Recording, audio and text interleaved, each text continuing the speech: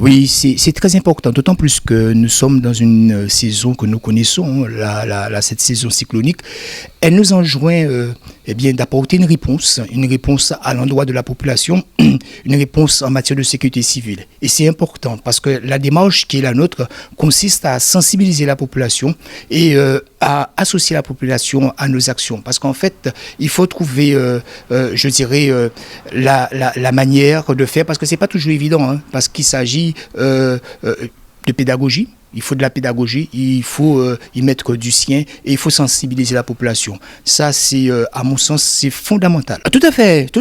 Chaque quartier est particulier et c'est pour cela qu'en fait, ce que nous voulons, c'est que ça s'articule de manière avec une certaine cohérence. C'est-à-dire que nous avons dans les quartiers ceux qui se développent en ce moment dans nos quartiers, c'est-à-dire les comités de quartier. Et nous comptons travailler avec les comités de quartier, que ces comités-là soient vecteurs de la communication en matière de sensibiliser la population. Donc, au sein des différents comités de quartier, nous avons des gens qui sont volontaires et des gens de qualité. Et c'est pas une mince affaire. Nous n'avons pas le choix, c'est un devoir d'aller vers tout un chacun.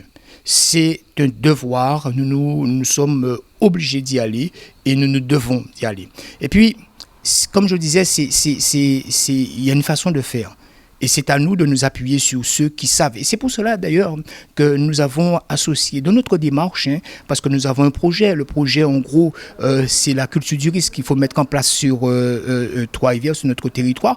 Mais avec des partenaires qui sont experts, des spécialistes. Ça, c'est clair et net. Il n'y a qu'ainsi que nous pourrons parvenir à atteindre notre objectif. Ben, effectivement, j'aimerais le faire plus souvent. Tout est fait en fait pour que les associations, les collectivités, les groupes d'amis m'interpellent. J'ai préféré aller dans ce sens-là, que je laisse les personnes me demander de venir, je me mets à disposition et puis je viens, je fais l'augmentation. Celle-ci, c'est une version moyenne. Il y a des versions qui sont très longues, où on rentre vraiment au cœur des choses. On va définir ce que c'est que cyclone, comprendre le fonctionnement, rentrer vraiment au cœur de la partie météorologique. Tout comme, pour certains, c'est plus sur le côté prévention. Et là, on a fait aujourd'hui l'équilibre entre les deux. Comprendre ce que c'est qu'un cyclone pour en avoir un peu moins peur, mais surtout savoir quoi faire, comment se préparer pour la saison cyclone. Tout à fait, c'est ça le but, c'est profiter du fait que tout le monde soit en éveil par rapport au cyclone pour sensibiliser sur le fait qu'il faut se préparer, qu'il ne faut pas forcément attendre qu'une alerte soit déclenchée pour pouvoir commencer sa préparation. La préparation commence toute l'année. Et même à partir du 1er juin, dans le début officiel de la saison, il faut déjà être prêt.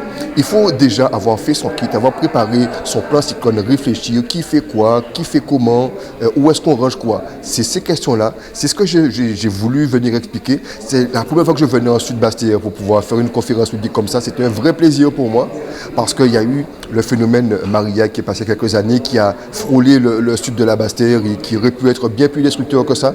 Et heureusement, il est passé à une distance raisonnable. Donc, il était quand même bon de pouvoir faire ce petit rappel et dire que c'est pas parce que Maria est passé il y a quelques années que ça ne se reproduira plus. Il faut se préparer. Je suis ouvert à toute proposition. Pour toutes les demandes, association.ouragan au pluriel, @gmail.com. Je suis vraiment ouvert à toute proposition. J'ai l'occasion de venir pour des collectivités, pour des entreprises. Je suis ouvert. Il faut vraiment me demander, j'essaie de voir dans la mesure de mes disponibilités, comment je peux me déplacer.